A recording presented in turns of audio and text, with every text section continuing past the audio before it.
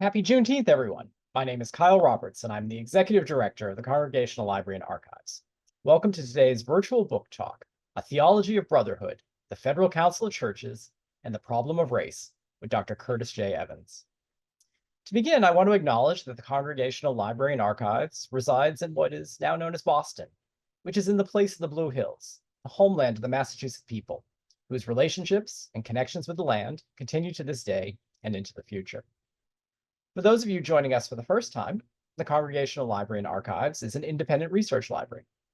Established in 1853, CLA's mission is to foster a deeper understanding of the spiritual, intellectual, cultural, and civic dimensions of the congregational story and its ongoing relevance in the 21st century. We do this through free access to our research library of over 225,000 books, pamphlets, periodicals, and manuscripts, and our digital archive, which at the end of this summer will have more than 130,000 images in it, many drawn from our New England's Hidden Histories project. Throughout the year, we offer educational programs and research fellowships for students, scholars, churches, and anyone interested in the congregational story and its influence on the American story. Please do check our website, congregationallibrary.org, to learn more about what we do and for news of forthcoming events. And with that, please allow me to introduce our speaker. Curtis J. Evans is Associate Professor of American Religions and History of Christianity at the University of Chicago Divinity School. He is the author of The Burden of Black Religion, and as you will hear today, he is the author of this fantastic new work, A Theology of Brotherhood. With that, I'll hand it over to you, Curtis. Thank you. Welcome, everyone. I wanted to do two things today. I won't presume that anyone has read the book, even though I encourage you to purchase and read the book. I want to talk about George Haynes just as a way of sort of introducing a key figure, even though this is certainly not a biography, and then say a bit about the implications of my book, A Theology of Brotherhood.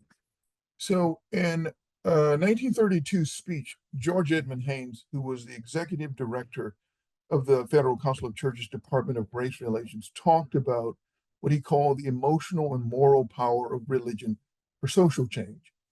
After carefully laying out the various approaches the FCC had taken to address racial oppression in the US, Haynes wrote that he had tried to, quote, unite social engineering based upon careful scientific research and survey with the emotional enthusiasm and moral power of religious motivation, end quote, to achieve their objectives.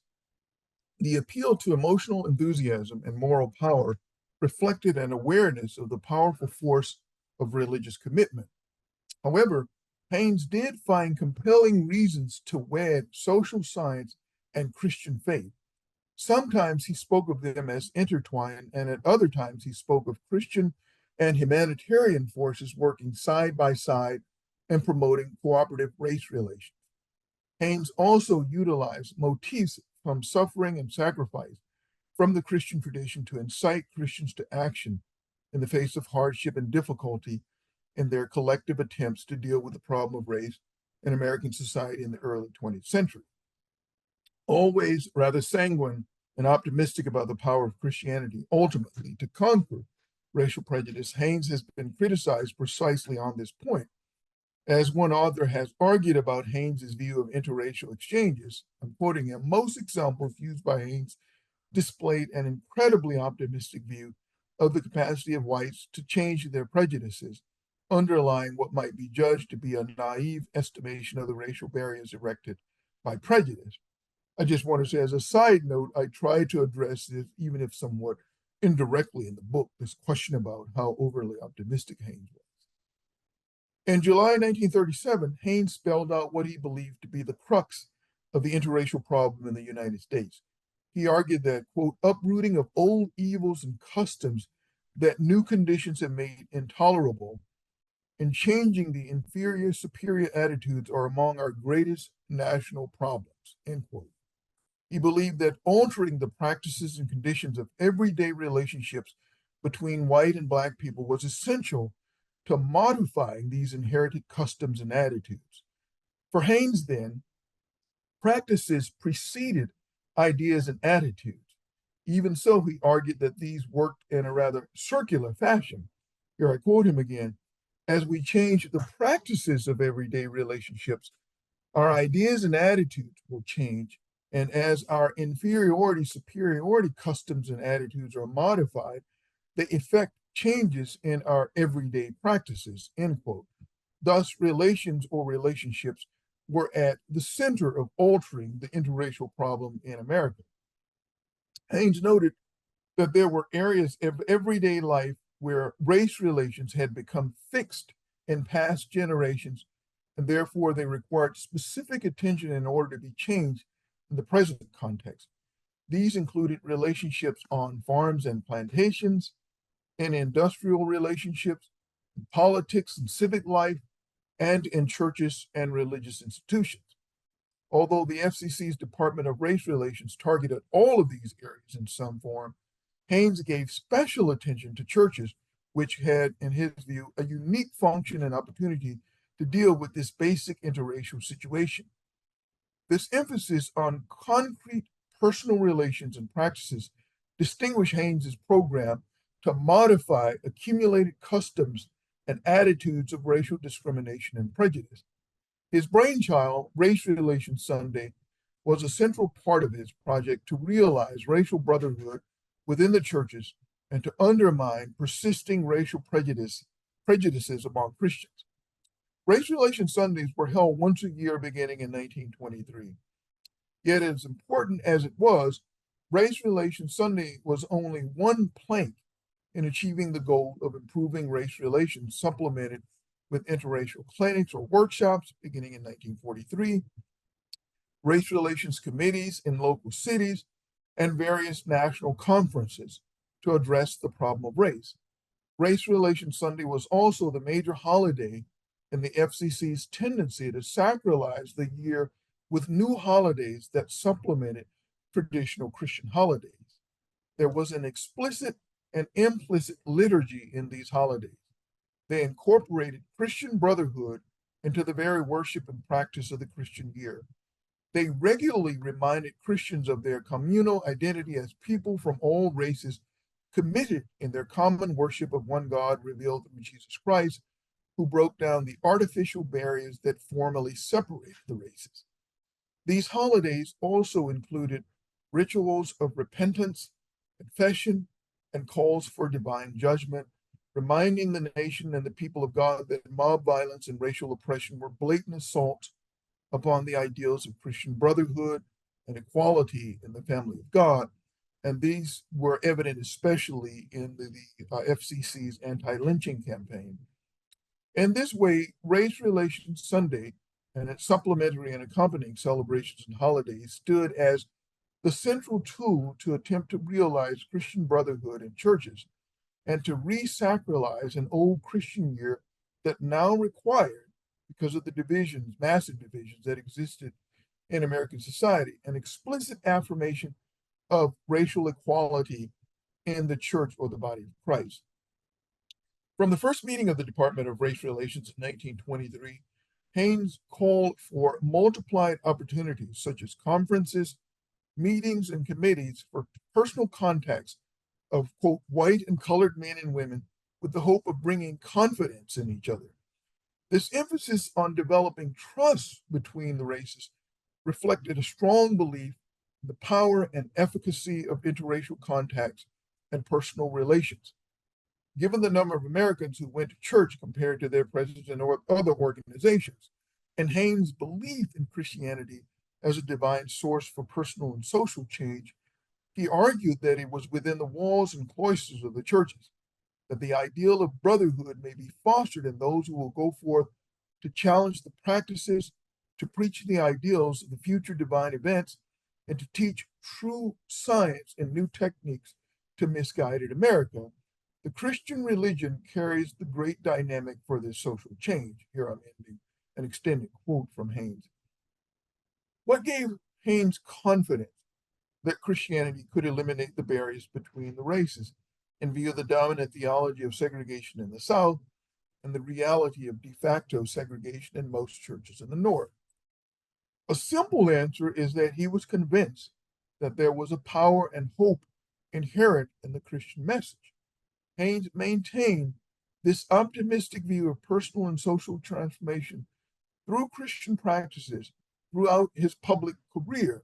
And I've not found any evidence in his public or private writings to indicate that he doubted this rather sanguine view.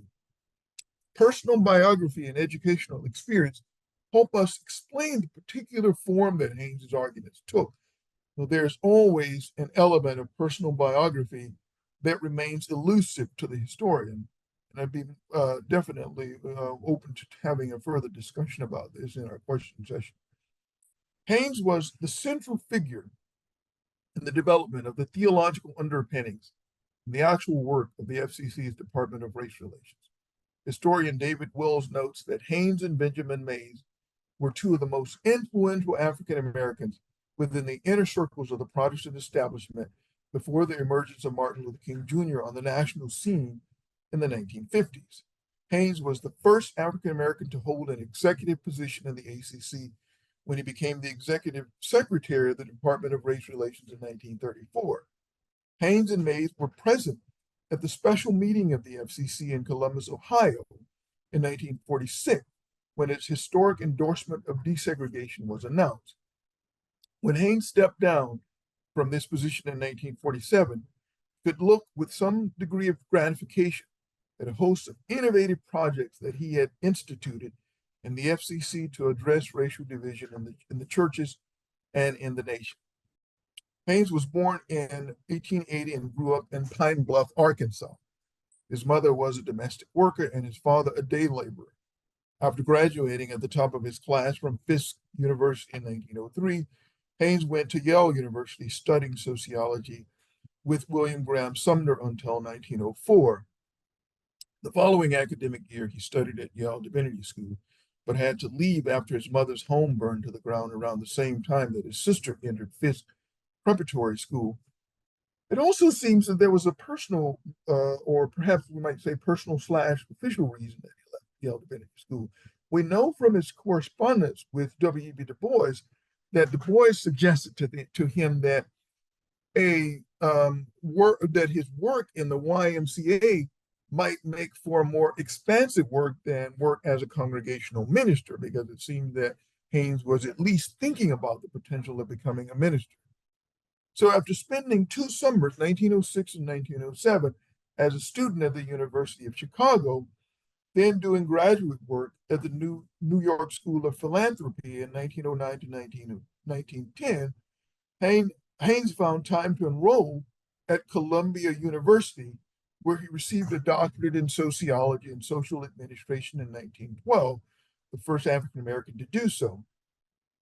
As a man of enormous energy, Haynes was employed at a variety of different jobs, working as the secretary of the Colored Men's Department of the International Committee of the YMCA from 1905 to 1908, and from 1910 to 1920.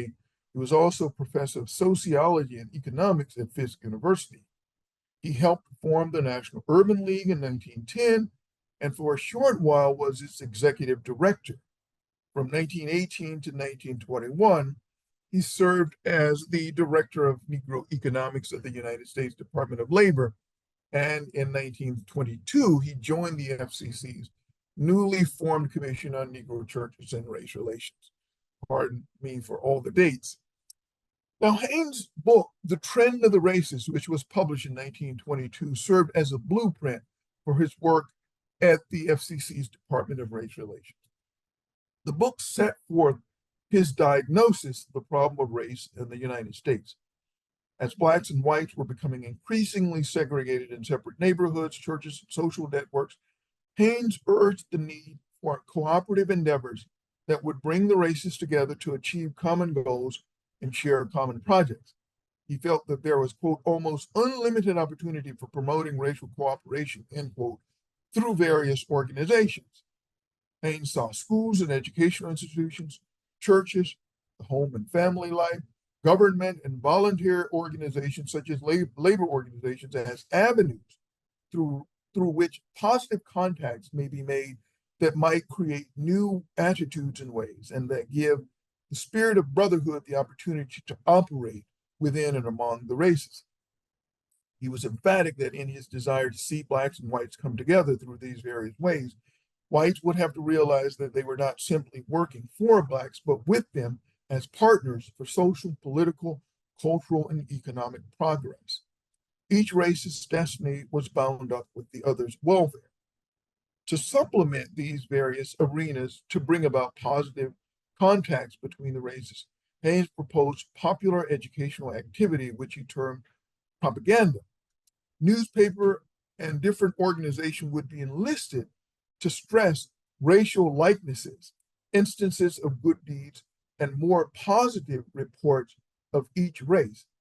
He was certain that whites needed more instruction than blacks, given that, quote, Negroes know the life among white people better than the latter know the inner side of life among Negro people, end quote. The press, the pulpit, the lecture platform would follow the moving picture, and conferences and conventions would therefore be crucial as avenues of educational propaganda in altering negative views and stereotypes, particularly those regarding African Americans. One example that Haynes was careful to stress was the white press, which played such a crucial, sometimes deadly role in inciting white mob to violence and lynching. Timely news and fair-minded editorials, he noted, could save lives and prevent violent racial crashes.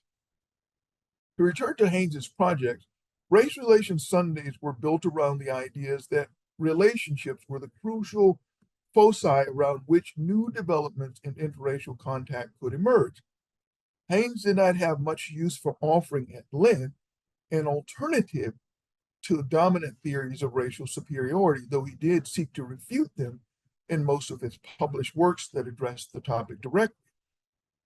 The reason for this was that he firmly believed that racial prejudices, frictions, fears, suspicions, and antagonism, as he put it, cannot be attacked in the abstract, and in general, concrete relations and what he called pleasant experiences during the regular go of things in everyday life must take place as an alternative to what was currently existing. Only such positive contacts and experiences could uproot hostile feelings, prejudice, beliefs, and attitudes, and unfounded fears and groundless suspicions. The plan was to bring blacks and whites together in a non-threatening environment and a space where they could show mutual respect and appreciation for each other. Haynes believed that small steps of this kind were necessary to address suspicion, anger, and fear among African Americans and whites, and that through the multiplication and growth of these kinds of events, race relations would become more harmonious. Now, there's a lot more I could say about Haynes, but I just want to leave you with three summary assessments of Haynes. First, Haynes's work in Black organizations and colleges, his situatedness in interracial movements, and his personal and research contacts with Black migrants and farmers of the South are examples of what historian Robert Orsi calls the practice of theologizing in determinate circumstance. There was no singular setting in which Haynes formulated his theology of race relations, and he kept reforming and revising bits and pieces of it as he lectured at churches, before interracial conferences, in FCC administrative gatherings, and in the various organizations of which he was a part. Haynes was drawing upon some of the individuals who influenced his ideas, his work in disparate areas, and his cobbling together of ideas and practices to uproot the hydra-headed monster of racism are examples of this ongoing need to improvise and find religious and other sources wherever they could be found to address the existential crisis of lynching and violence against Black lives in the early 20th century.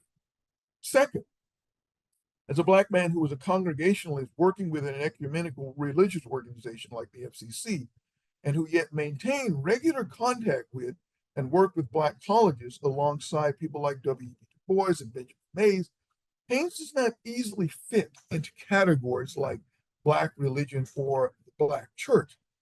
Even so, Haynes deserves as much entry into that amorphous and evolving area of Black religion as Mays or others, given his situatedness, the sources of his thought, and his lived experience in Black networks.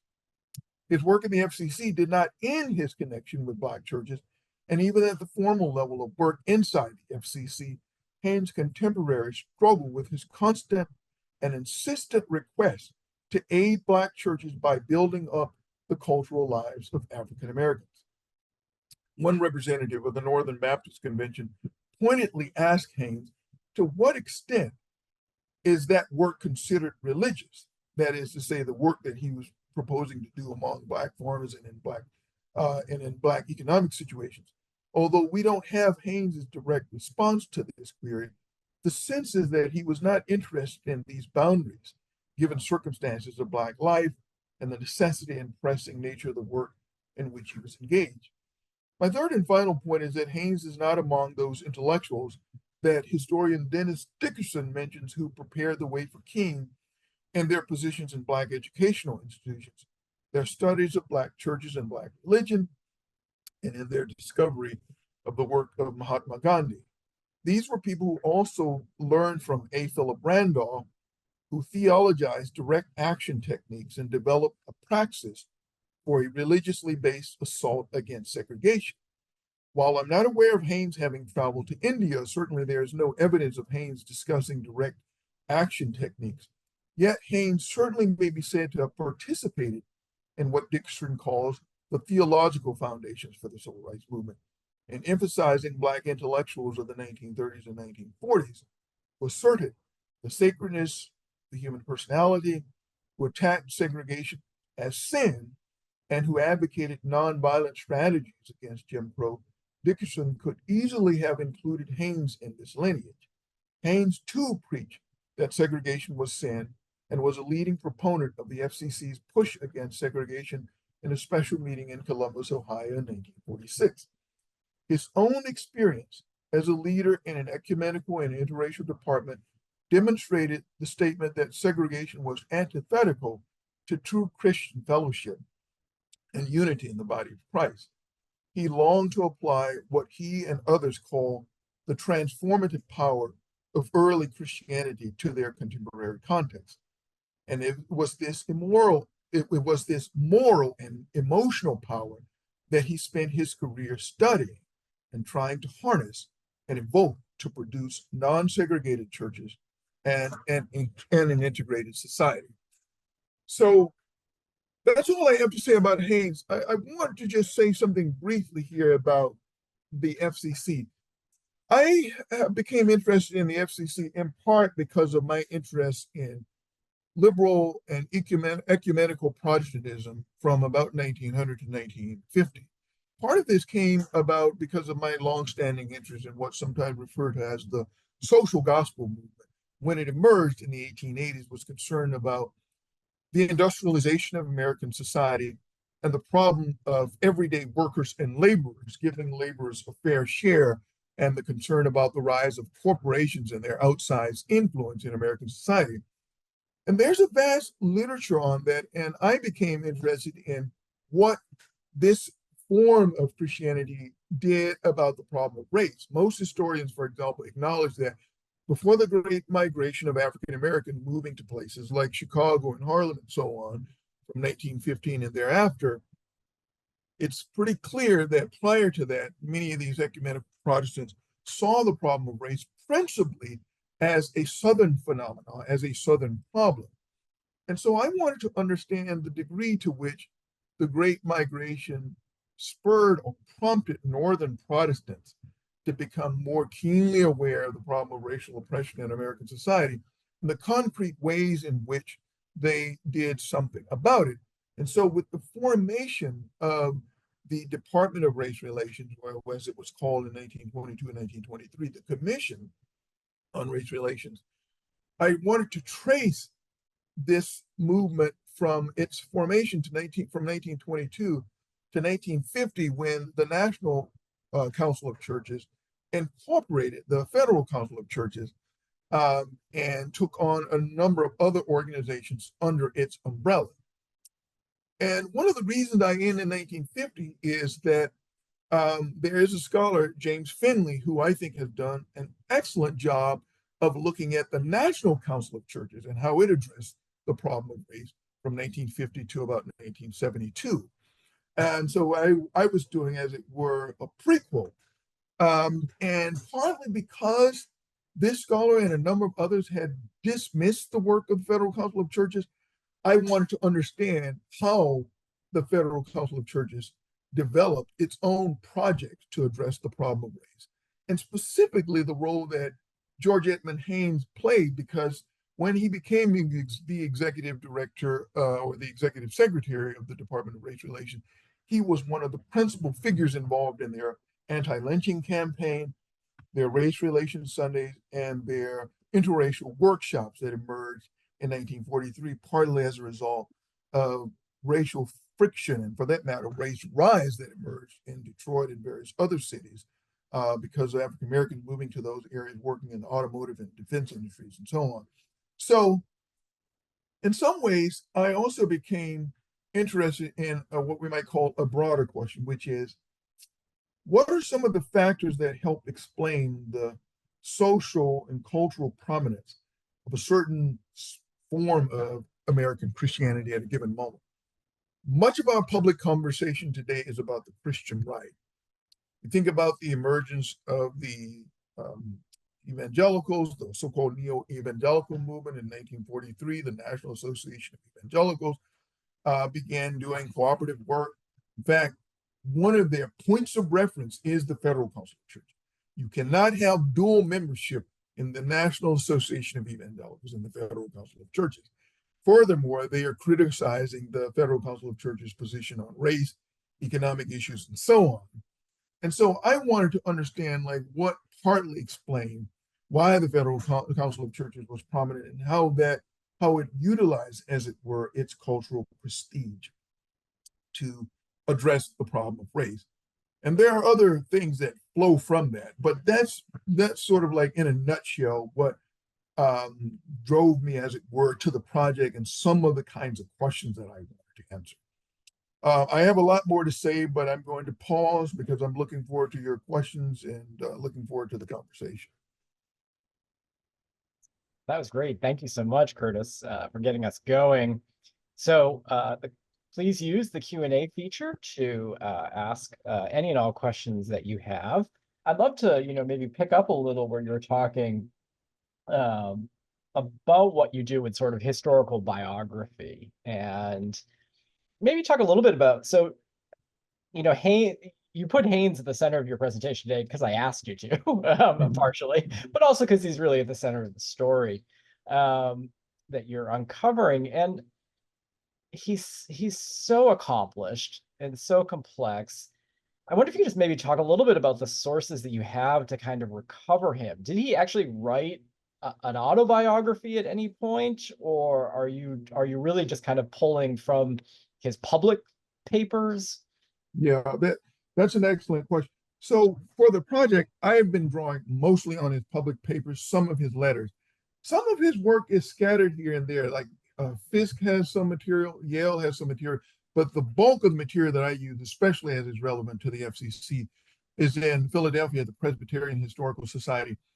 My understanding, and I haven't been able to come across this, but that he and perhaps his wife Elizabeth had begun work on something that was somewhat like an autobiography. Two scholars who wrote dissertations on him, one in 1972, the other one in 75, one at Columbia, and I forget where the other one was. They make mention of this. I haven't been able to find this. Maybe I want to contact Fisk to find out more about this. So, and also the other thing I want to make is, even when I'm looking at some of the personal correspondence, Haynes is not the most introspective, self-reflective figure, meaning that reflecting on his own thoughts and so on. And so that's what makes it much harder. Sometimes you get a sense of it when you look at some of the material, the letters, for example, that Du Bois is writing him, giving him advice and so on. And so I don't have as much access to some of the material. I actually had an interesting conversation, however, with Bruce Haynes, his grandson, who is a sociologist. And in fact, I don't know if people can actually see this. Bruce Haynes has actually written a book that's somewhat personal biography, but also talks a bit about his grandfather. That was actually quite helpful, Yeah. but not as helpful in terms of the kind of stuff that I'm interested in. For example, what we know about the degree to which Haynes was serious about considering becoming a congregational minister. I would like to know a bit more about his involvement in the congregational church as a whole. And to be honest with you, I wasn't as interested. It's only after the book has come out and people have been asking me very pointed questions about Haynes that I was like, maybe I need to look into this a bit more because as the book itself was evolving, Haynes became more prominent because I discovered that he was the brainchild of the Race Relations Sundays and various other projects. Another thing I want to say is not so much about Haynes, but the process of how this book evolved. Some things, I mean, I had general ideas as the book began. I never imagined, for example, that I was going to devote an entire chapter to the Federal Council of Churches anti-lynching campaign. But as I began doing research, I was surprised to discover there were just boxes of material. I was aware of the NAACP. I had written briefly about the problem of lynching in American society in my first book, and I felt like I had read as much as I could read about lynching and didn't really want to address that topic again. Certainly wasn't thinking about it. But I couldn't write about the Federal Council of Churches because I discovered the important role that George Haynes had alongside with a white woman named Catherine Gardner, who was a Presbyterian. They were the key figures involved in the anti-lynching campaign. And so some things only became evident, as it were, in hindsight. And I've thought about this, maybe a separate article perhaps should be written on George Haynes, and I want to explore further some of the material in at Yale and at Fisk because it has more correspondence. But there are just some things I didn't notice and didn't pay as much attention to because I didn't see myself as doing, as it were, a biography of George Haynes, even though, as I said, rightly so, people are intensely curious about his life. Yeah. Well, and I think there's that way in which, as a scholar, you're trying to think about the well springs of ideas, right, that are informing his theology and understanding. I mean, it's such a dramatic childhood, right, compared to where he, where he kind of ends up in establishment. And thinking about, and I really love how you talk about kind of his situatedness, right, and that we have to take into account the influence that is going to have. But he strikes me as a very complicated human being at the same time. We got great questions coming in. Let me jump over to them. This is from Elizabeth Hamburg Stowe. She writes, the FCC's Theology of Brotherhood was rooted in the social gospel theology of the late 19th, early 20th century, perhaps especially Rauschenbusch's vision of the kingdom of God as a cooperative commonwealth. Rauschenbusch oddly never addressed race as a social or theological issue, but his theology provided a paradigm for those who did. To what extent might Haynes have been influenced by Rauschenbusch versus influences arising from the Black church or from social experience in Black intellectuals like Du Bois? Again, kind of going to where we were just talking. Further, how much does his optimism jibe with the countervailing perspective of the neo-orthodoxy? All right, so there's a lot of questions in there. Yeah. So the question about social gospel and Walter Rauschenbusch, this is the one where it's more difficult for tracing sort of the ideological roots of Haynes's thought compared to someone like Benjamin Mays. We know, for example, Benjamin Mays studied at the University of Chicago. Shaler Matthews, who was a key figure in the social gospel movement, had a significant influence, I would argue, on someone like Benjamin Mays. We also know that Benjamin Mays did like an edited volume on the social gospel of the thought of Walter Rauschenbusch and a number of other figures.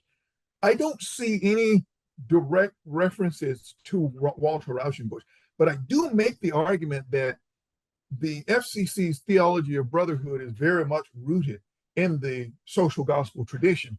In fact, the argument about the fatherhood of God and the brotherhood of man, I have a section where I try to trace that, the centrality of that way of thinking about social solidarity, the cooperative commonwealth, and so on, and the way in which that idea is developed particularly among a number of social gospel leaders in the late 19th and early 20th century, and the way in which this is very prominent in the Federal Council of Churches. But yet, as I said, prior to a number of African American figures and Black churches in particular urging, in addition to white Southern representatives, the FCC to form a commission to address the problem of race, I don't find any evidence. I mean, the FCC is formed in 1908, so it's almost a decade and a half before it forms a specific commission to address the problem of race.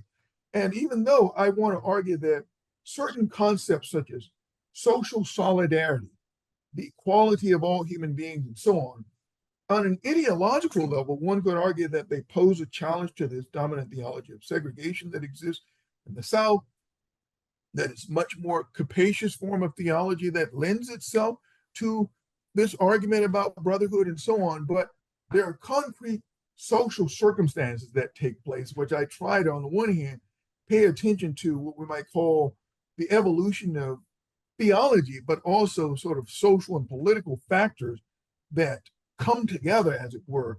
As I said, I just don't see, at least in terms of someone like George Edmund Haynes, directly engaging Walter Rauschenbusch. In a curious way, he's a very eclectic figure. Even some individuals, surprisingly, who are very conservative in their thought, William Graham Sumner, for example, at Yale, his particular theory about the development of social mores, and specifically his emphasis on concrete customs that are changed over time. This seems to exert an enormous influence on Haynes in several ways. One is Haynes's tendency to be suspicious of intellectual arguments having any sufficient efficacy to undermine or uproot sedimented practices, to use his terminology, and that relations, customs, and so on are much more important, the way that you address them in everyday situations rather than theorizing, as it were. That seems to me the very terminology he uses, indebted to Sumner's massive book, Folkways, that was published, I think, 1907 or thereabout. So there are a number of individual thinkers that Haynes is indebted to, even though he's certainly rooted in the Christian tradition, trying to wed, as it were, certain elements of sociological thought with a kind of democratic emphasis on Christian equality and so on. Even though, as I said, I certainly emphasize the social gospel movement more generally and Walter Rauschenbusch, it's hard to say, to make an argument about a direct influence of Walter Rauschenbusch on someone like George Edmund Haynes. What was the second part of the question? How does Haynes' optimism for kind of relation-based change jive with the countervailing perspective of the neo-orthodoxy? Yeah, and sort of Christian realism of Reinhold Niebuhr and a number of others. I guess I would address that in several ways. One is Haynes is representative of precisely the form of liberal Protestantism that Reinhold Niebuhr and others turn their theological artillery against, in terms of whether it's the emphasis on goodwill, the emphasis on positive relationships, and so on. You see almost nothing about a key term in Reinhold Niebuhr's thought in these figures: coercion. And furthermore, even with regard to the question about like economic boycotts and so on, that at least nascent in moral man and immoral society. I suppose, just sort of tracing them side by side, they evolve uneasily alongside one another. What I have actually found is that a number of leaders in the FCC who are sympathetic to Haynes try to acknowledge some of Reinhold Niebuhr's criticism and at least try to argue that somehow they need to amend, as it were, their more optimistic views about human nature and also prepare themselves for how extraordinarily difficult and the amount of sacrifice that's going to be required to truly address the problem of racial oppression in American society. Even so, and this seems doubly curious given the fact that this is an African American figure, I don't see an awareness of this particular theological tradition, Christian realism, in someone like George Edmund Haynes. So I maybe this is something that I should reflect on in terms of trying to think about how to bring them into conversation. But it is a curious thing in the sense that you have this rather sanguine view, and in the 1930s and 40s, existing as it were alongside someone like Reinhold Niebuhr's view. So, one more point I want to make on this. Perhaps it's the day-to-day concrete work that they're engaging in. They're not shying away from the brutality of lynching and the darker side of racial oppression in American society. So that whatever Haynes's optimism might be, you see them having to address in concrete forms the most brutal aspects of racism in American society. So this is happening alongside. Maybe one could argue that there's some aspect of the Christian tradition that lends itself to Haynes's optimism, even while he's engaged in this very, very difficult work. That's great. Thank you so much for those reflections.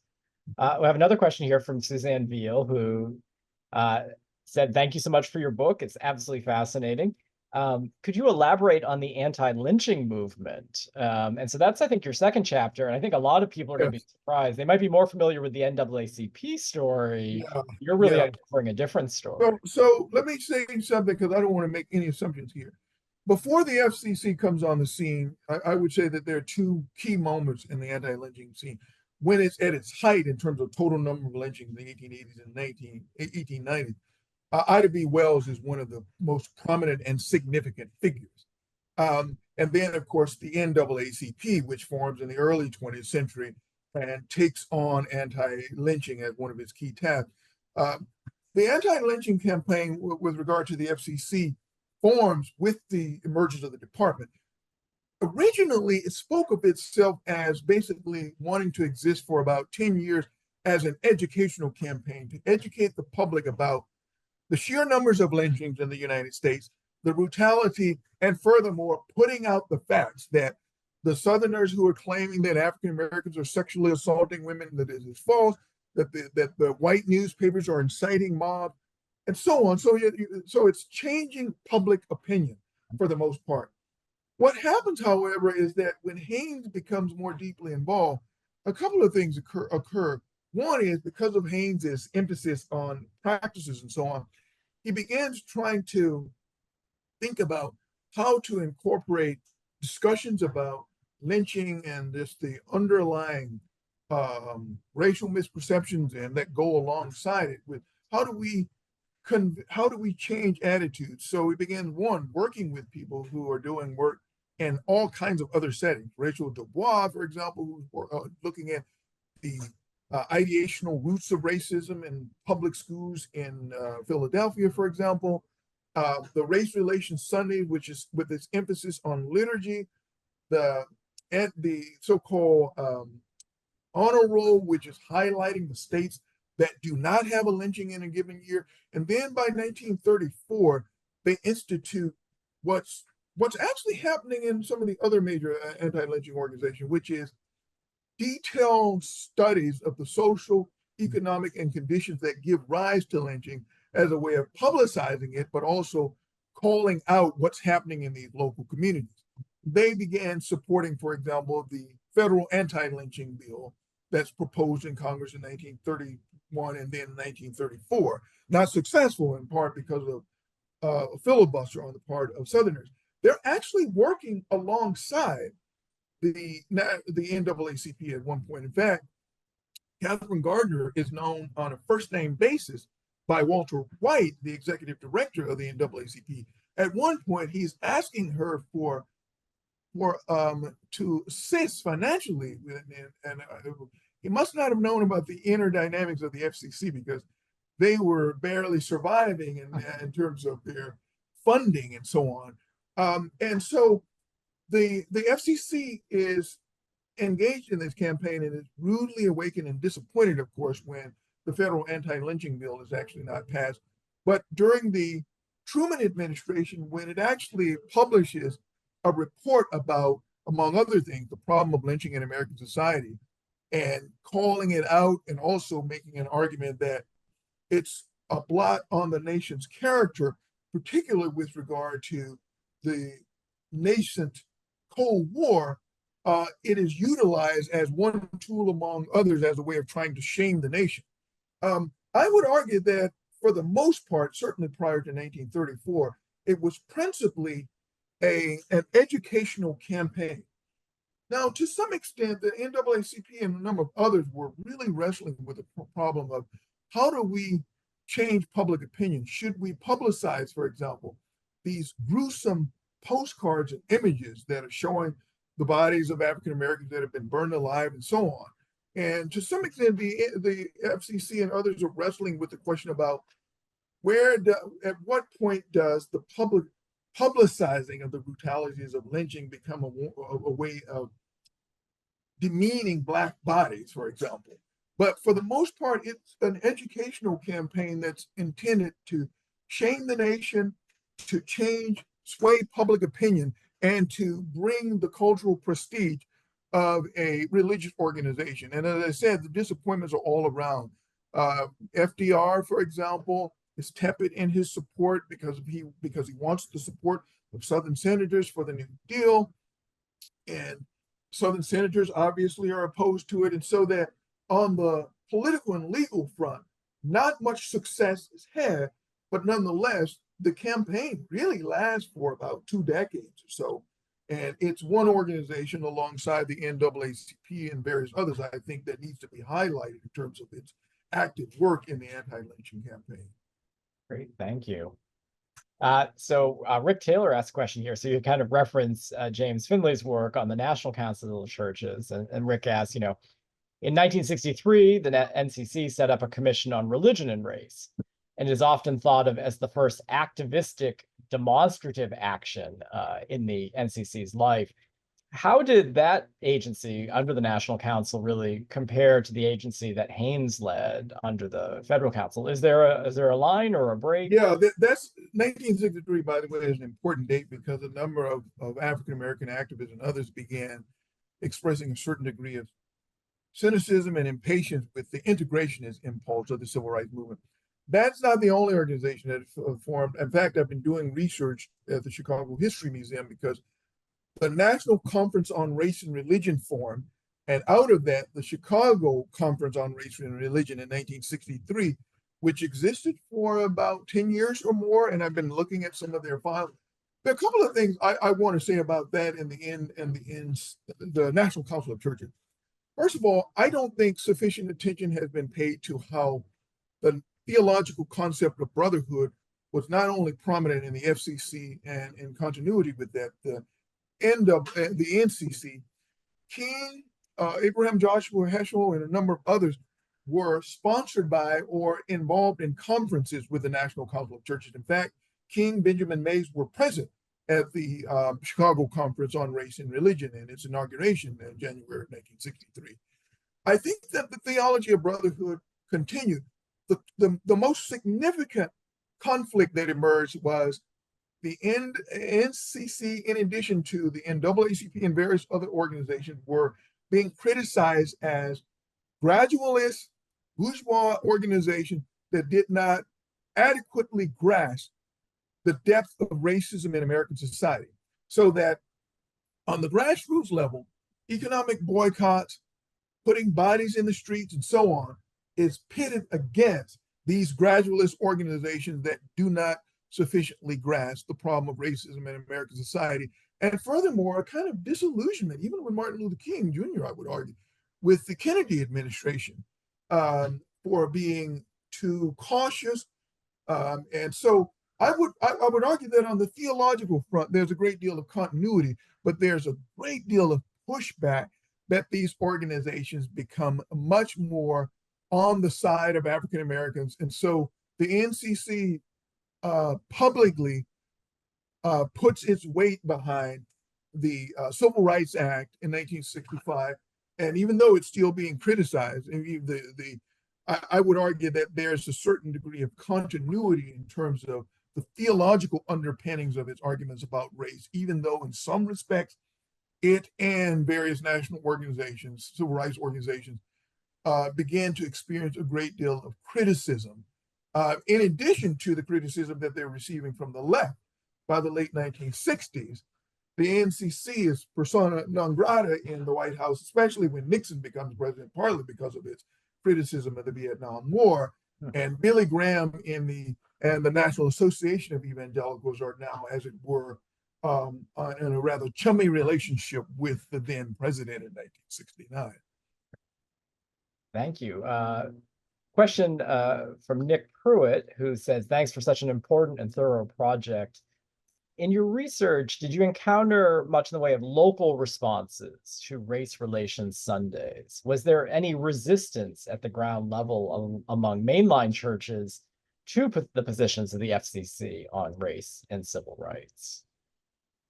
Most of the resistance that I have found has been, and it won't be surprising, is in the South, but there is also some resistance in the Midwest, specifically with regard to the anti-lynching campaign. And I can speak about this specifically. When the FCC began hiring individuals to engage in these intensive studies, one of the criticisms, especially when the reports come out, is that good-hearted local people are being demonized. And that the FCC is an elite, out-of-touch organization that does not understand the practice of Christianity in these local contexts. And I detail that in one specific instance. I think in that instance it's in the state of Maryland. But it's a more difficult question to answer with respect to how much resistance there is on the part of mainline churches. What I've been able to find, and this is where Finley is actually more useful in terms of what's happening in the Midwest in particular, where local churches began resisting the activist role of pastors. Sometimes it's an argument that pastors are exceeding their role in the sense that they are no longer preaching the Christian gospel from the perspective of lay people. In other instances, is claim that they're politicizing the church. I mean, in some ways, I want to argue that the FCC's racial work is a significant factor in what sociologists and others wrote about in the late 60s and 70s about the clergy and laity divide. In fact, in the Presbyterian Church in particular, a wealthy industrialist, oil magnate, J. Howard Pugh, forms a group of lay Presbyterians. This is the Presbyterian USA, to make it clear that they are adamantly opposed to the work that the National Council of Churches is doing. It stands on race, it stands on economic matters, and so on. And in fact, I would argue that some of these individuals, they didn't simply form groups within the NCC. They broke away, and some of them became members of the NAE, the National Association of Evangelicals. Although I haven't traced this at length, I suspect on a congregational level, some of them probably left the mainline churches precisely over these specific issues. I would, for some, maybe I need to pursue this further, but those who want to pursue this further, there's a scholar by the name of Mark Newman from England who has written some really good work on the National Council of Churches, the work that they did in the Mississippi Delta in the 1960s. Carolyn DuPont and a number of others look at the division between mainline churches in the South and mainline churches in the North over the civil rights movement in the state of Mississippi in particular. I mean, to be completely frank, I just haven't looked in depth at what's happening on local levels because I was trying to tell the story of this elite organization more so than what's happening on the local level. There are good studies of that, but trying to link the two is a more difficult one. I think what I love about what you do in this work is that you're very forthcoming about the critiques that scholars have offered on this period. And I think you've done a really good job of, pushing back, right? And sort of saying, like, let's understand this in the context of the time when it was happening. What do you take away, from these ideas of the theology of brotherhood and and maybe they're kind of mechanisms for trying to create change. Are there, and I know this is, you're the scholar, not the 21st century activist, but maybe if you, I'm sure you probably have a little bit of activist in you. Yeah. Are there lessons, I guess, that you would see for today that come out that maybe have been obscured because what came next was maybe so different? A couple of things. One is for organizations that have a segment of themselves engaged in race work, um, it seems that there's a relationship with that work and their critique of the United States as a Christian nation in particular. You see that explicitly in terms of the anti-lynching campaign. And there are other scholars alongside myself who made an argument that it was also a factor in terms of the growing split between mainline and conservative evangelical Protestants, particularly when they took an activist stance on race, and more generally, the degree to which evangelicals sort of valorize the American nation. Now, I want to make a qualified argument here because not all mainliners took this view. After all, the Department of Race Relations was one department among others, so it doesn't represent the entirety of the FCC. But nonetheless, the incorporation of African Americans and women in particular in this department was at least an incremental step towards the churches being more inclusive in terms of African American and women occupying positions of leadership. Now, as a whole, the FCC was certainly not progressive with regard to women occupying roles or positions of leadership. But I think this had a long-term effect in terms of the stance that mainline churches would take on a range of issues, and also widen the gap between mainline or ecumenical Protestants and National Association of Evangelical types, and more generally, evangelicals on the local level. And I think that that is a significant factor, in addition to the split between clergy and laity in terms of the stances that a number of clergy were actually taking. Then the final point I want to make is that while a number of scholars and others were sort of criticizing evangelicals for failing to take a stance on civil rights and so on, what they really were criticizing is a particular stance, because once evangelicals became active, they took stances, but it just happened to be the stance that was almost the opposite of the mainliners. So it wasn't sort of, as it were, a lack of activism per se, but particular kinds of activism that they engaged in. And some of them, in fact, pointed to King and certain activist mainline managers as legitimizing the kind of work that they were doing, such as Jerry Falwell and a number of others. Well, thank you so much. We are at the top of the hour. I want to do two things before I let you go. One is I want to encourage people to come to the Congregational Library, where you can see the work of Haynes. And this is, his 1922, The Trend of the Races. And what I love is this copy was given by Olive Jeter Haynes. And so, coming from within the family, gifted to the institution. We also have other of his imprints. To do that, you have to come all the way to Boston. In your own living room, you can read this fantastic book, A Theology of Brotherhood. And let me thank you, Curtis, so much for giving us an hour of your time today and sharing your wisdom with us. Thank you. Thank you.